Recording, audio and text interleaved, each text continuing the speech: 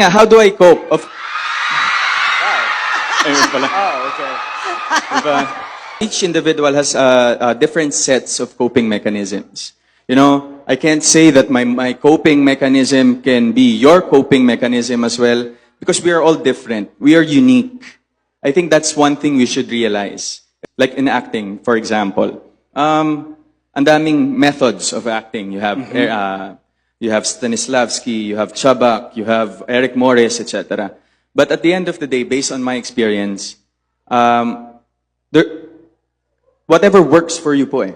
And it's the same thing with coping with mental health. I mean, if you're really Right. not in a good place, yan, of course, you have to take care of yourself. Ako, dalawa lang talaga yung non-negotiable between sa recovery po ng mental health.